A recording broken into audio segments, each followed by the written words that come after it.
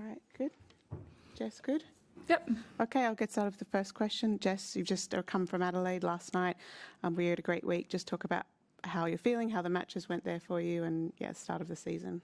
Yeah, it was always really nice to get a good first week in. You know, it was my first tournament of 2025, so I think it kind of went pretty much how I wanted it to go in terms of trying to get matches, testing out my body physically after the knee injury in Saudi. Kind of got everything I feel like I needed before coming into Melbourne here. So super excited to kind of just get going tomorrow. Okay, first question. Ben? How are you feeling physically after obviously how last year ended with things breaking down a bit for you, and what was the sort of recovery? Yeah, I just had a little bit of a knee thing. It was kind of started in Asia, and then it kind of just kept getting worse through Saudi. It was something I kind of honestly thought was going to go away. And then in Saudi, I'm not sure if maybe playing on that indoor surface can be tricky sometimes on the body. If it just, I don't know, it just really flared up. But luckily was able to kind of manage it throughout the off season. And to be honest, it wasn't perfect, as, you know, I would have loved to try and play Brisbane probably. But it just didn't really work out with just as far as getting enough training in before flying over here. I wanted to make sure physically I felt like ready to go. So just kind of needed that extra week, but I guess worked out perfect in hindsight. You know, obviously maybe if I lost early in Adelaide, I maybe wouldn't be saying that, but I think, you know, luckily it worked out, and feeling pretty good now. Courtney? Hey. In terms of not just the recovery process, but getting back to training and everything, how much did the focus on trying to kind of get healthy again impact maybe how you prepared for the new season? Like, were you able to continue to work on the stuff that you and the Marks were working on improving, or was it just more about getting to kind of stasis, you know? Yeah, I mean, it was tough at first. It was kind of one of those things, as soon as we kind of started to push, I'd have to kind of drop back for a few days and then push again. And it was just kind of frustrating because I felt like I couldn't quite do as much as I wanted to for like a longer period of time. So, I mean, again, it probably wasn't ideal as far as that, but there was still a lot of stuff that we could work on without, you know, even having said with the knee injury. But yeah, so to be honest, no, not really. Didn't get to work on everything, and then it goes so fast with the holidays and everything. But you know, we did get to work on still quite a few things, and again, taking that extra week I think really helped me kind of just, you know, be able to clean up some of the things that I was working on in my game. But yeah, hopefully have to try to implement some stuff during tournaments, I guess. Ben? I don't know how much you think about this in an optimistic or attacking sort of way or something, but you don't have a lot of points to defend for a bunch of months coming up. Does that affect how you're scheduling? Do you still like making those sort of incremental rankings pushes within the top 10? Is that something that can drive you? Yeah, definitely. I think I always like having those goals, even though that's not necessarily, you know, my whole priority anymore is rankings or points. But at the same time, that's kind of why I decided, like, if I, you know, push it too early and then kind of set myself back, I knew that I didn't have a lot of points, and I wanted to be able to be really healthy for especially the first half of the year, because I don't have a lot of points to defend, and obviously the second half of the year I have a lot more.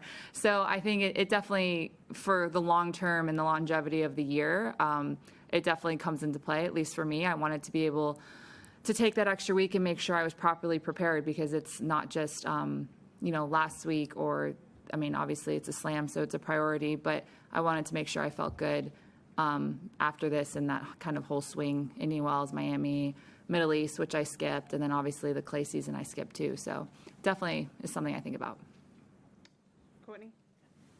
How, looking back on it now, how critical was kind of last year and the success, obviously, that you had on the back half of the season? Because I remember at the start of the year, obviously the burnout, but also like, oh, you just turned 30. It was like different coaching changes. Like, it would have been very easy if the results hadn't come to think it's kind of on the backside of things. So now that you're away from it, how important do you think it would have been if the results had not gone that way? I mean, yeah, it would have sucked.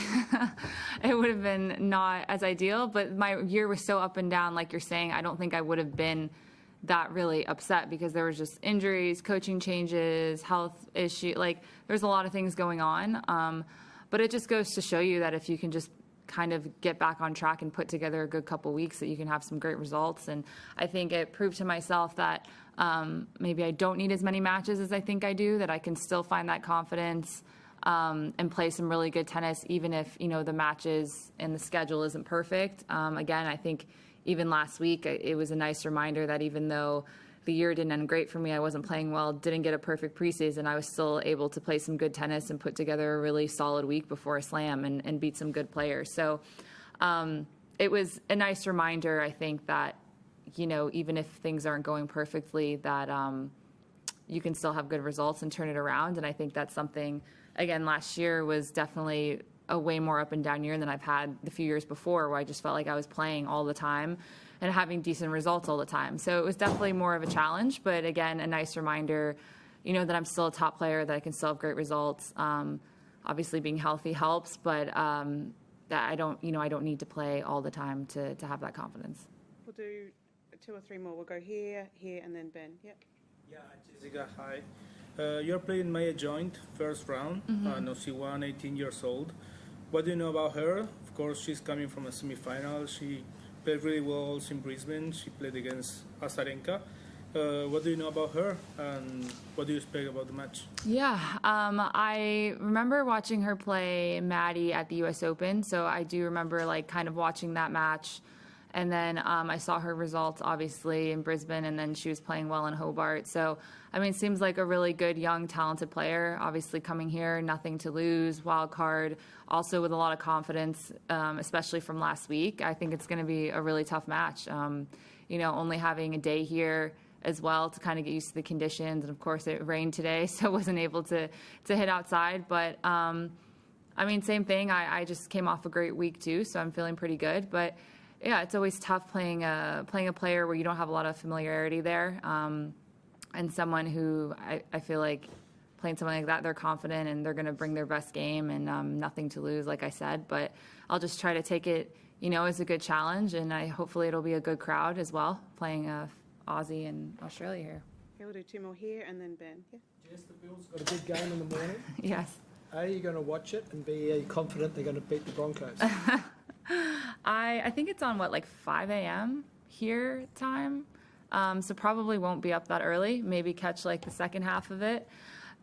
Yes, obviously I think they have a great chance to win this game, but I don't know, it just makes me nervous. It's kind of like a slam. You never really know what's going to happen. Playoffs start, you have the favorites, but you never know what's going to happen. So I hope they win. I hope they can come out also very healthy if they do win. No major injuries. That would be great. I think staying healthy for those NFL teams is massive in the playoffs. So hopefully they get a good win and no injuries.